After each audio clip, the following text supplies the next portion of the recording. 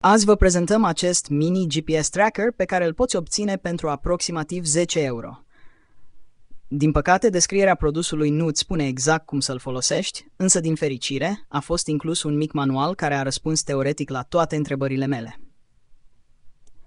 Pentru a testa acest dispozitiv, am introdus o cartelă SIM funcțională din sistemul de supraveghere al biroului meu, am dezactivat pornirea cu cod PIN și apoi am conectat-o la tracker.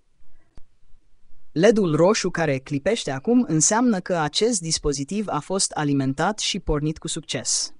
Acest dispozitiv poate fi încărcat cu un încărcător de 5V.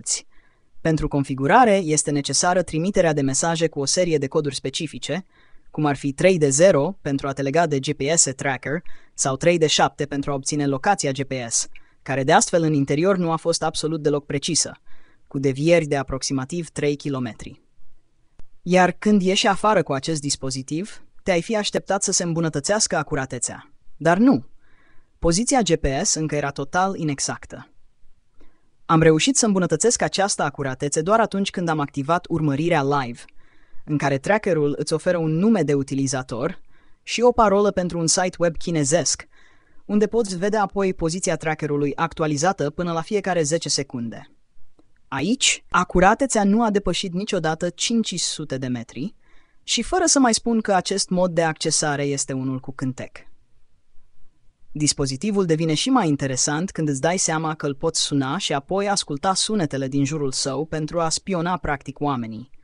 Spionarea cu acest dispozitiv în testul meu chiar a funcționat. Și dacă ascultarea activă nu este o opțiune, poți de asemenea să introduci un card microSD.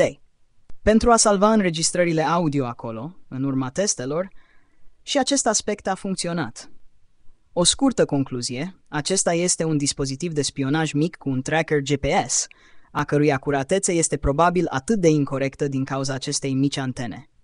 Acest circuit necesită destul de mult curent din bateria sa internă, care este mică, ceea ce înseamnă că se va descărca foarte repede.